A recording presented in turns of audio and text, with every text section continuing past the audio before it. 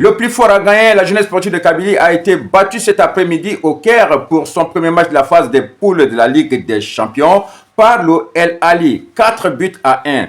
On n'a pas à rougir de cette défaite, mais on doit plutôt tirer des leçons pour permettre à l'équipe de se préparer et de rebondir très rapidement et dès la semaine prochaine pour le deuxième match qui arrive déjà très vite. Bonsoir les amis, j'espère que vous n'êtes pas trop déçus et bienvenue dans ce débrief à chaud du match qui vient de s'achever maintenant même entre le El Ahly et la jeunesse sportive de Kabylie. On savait que la mission était difficile pour les Canaries parce que jouer au Caire face au El Ahly dans ce stade-là, ce n'est pas chose aisée. Je suis persuadé qu'à l'heure actuelle, très peu d'équipes en Afrique peuvent tenir face au El Ahly. La GESCA a été battue 4 buts à 1, mais l'équipe n'a pas été ridicule. Il y a beaucoup de points positifs qu'il faut retenir pour préparer le deuxième match qui arrive déjà dans la foulée. Dans ce match qu'on annonçait difficile pour les Canaries, l'équipe de la jeunesse sportive de Kabylie a tenu les 10 premières minutes. L'équipe est entrée au terrain avec l'idée de faire un pressing haut sur les Égyptiens. Le pressing kabyle a quand même dérangé l'équipe égyptienne d'entrée. Mais on sait que le El Ahly, quand il commence le match très fort. Et même moi, dans mes vidéos d'avant-match, je vous avais dit que l'équipe de El Ahly, c'est une équipe qui joue très fort pendant les 30 premières minutes. Aujourd'hui, la jeunesse sportive de Kabylie a tenu exactement 35 minutes avant d'encaisser le premier but. Comme je vous disais tantôt, l'équipe de El Ahly a pris au moins 10 minutes pour entrer dans ce match et pour prendre la mesure de son adversaire. Ça a été difficile au début. La GESCA était bien en place, mais après les 15 minutes, ils ont commencé par dominer. Les Égyptiens ont retrouvé leur automatisme à partir de la 15e minute et on a vu leur circuit de passe. Franchement, la domination commençait à se faire pressante. On a retrouvé les individualités avec Zizou, avec Trezeguet et avec Marwan Atia, comme d'habitude. Et puis, ils ont mis leur jeu en place et puis ça se soldait par des coups de pied arrêtés, par des corners. On a vu la menace venir, mais la GESCA a supporté, la GESCA a tenu, la GESCA a défendu les 30 premières minutes. C'est à la 35e minute seulement que l'équipe va rompre. Et comme d'habitude, c'est sur un coup de pied arrêté. J'avais parlé déjà de cette situation, des coups de pied arrêtés de cette équipe de El Ahly. Et puis, c'est un corner qui va permettre à l'équipe de El Ahly d'ouvrir la marque, de marquer le premier but. Un corner très bien botté par Zizou, repris de la tête par Trezeguet. Parce que tout semble facile pour ce Trezeguet. Les contrôles, les enchaînements, même avant le premier but, ils ont déjà raté quelques occasions parce que les ballons ont défilé dans les 5,50 m de Hadid. Hadid aussi, qui avait le point solide, a défendu quelques occasions avant l'ouverture du score. Il a fait face à Trezeguet, mais à un moment donné, le petit a été submergé. Je vous parle du corner, Trezeguet se retrouve étrangement seul et met une tête croisée qui va tromper. Le premier but encaissé a complètement déstabilisé l'équipe qui ne s'est pas remise en place et puis dans la foulée, la GESCA va encaisser un autre but. En 2 minutes, la GESCA a encaissé 2 buts en première partie. Les Égyptiens ont mis un débordement en place sur le côté droit immédiatement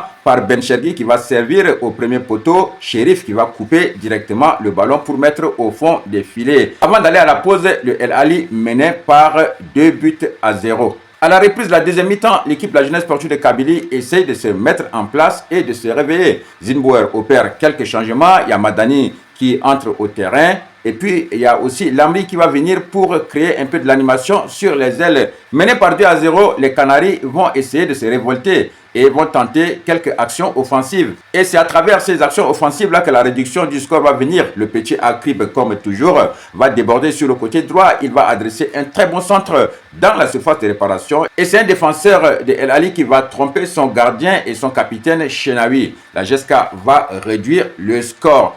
Après la réduction du score, le match redevient très animé. À la 70e minute, ça partait d'un côté à l'autre. La jeunesse sportive de Kabylie a vu que l'équipe de El Ahly était en train de faiblir. Donc, ils ont mis les bouchées doubles. La GESCA voulait absolument aller marquer un but. Ils voulaient chercher le point du match nul.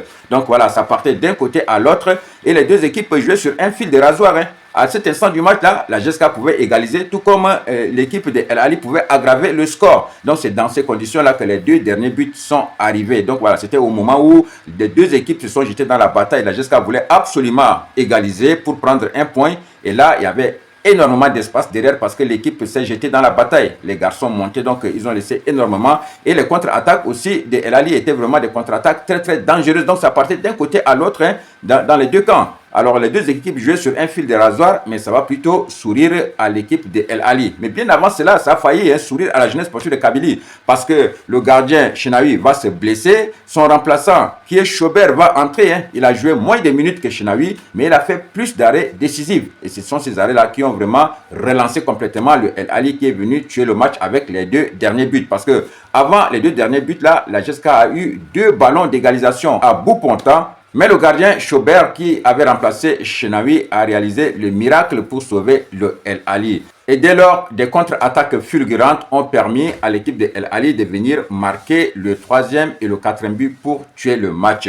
Mais à mon avis, la jeunesse sportive de Kabylie n'a pas été ridicule. Ils ont quand même joué. Et s'ils gardent cet état d'esprit-là, je pense qu'au prochain match, ils feront mieux. Ils seront même capables d'arracher les 3 points à Tizi Ouzou. Donc moi, je ne suis pas déçu. C'est une défaite qui va nous permettre de tirer beaucoup de leçons. Parce que face à cette équipe de El Ali là, actuellement en Afrique, je ne vois pas l'équipe qui va tenir. Jouer face à eux au Caire dans ces conditions-là, très peu d'équipes en Afrique peuvent tenir face au El Ali. Je vois même pas. Je pense que tout le monde va prendre une raclée là-bas au Caire parce que franchement, c'est pas facile.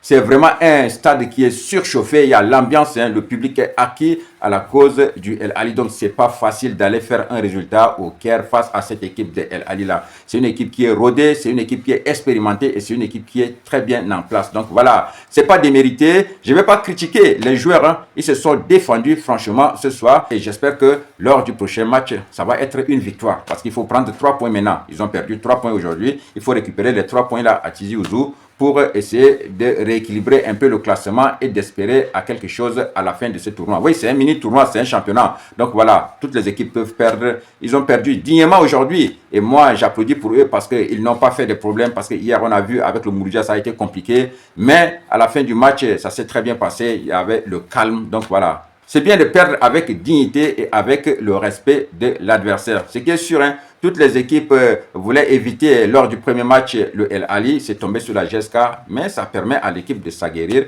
et de prendre vraiment la mesure de la Ligue des Champions. On va revenir dans un débrief à froid pour parler de tout ce qui s'est passé dans ce match et de faire une critique qui va permettre à l'équipe de s'améliorer dès le prochain match contre les Young Africans. Les amis, excellente soirée à vous. Et restons sportifs. Big up!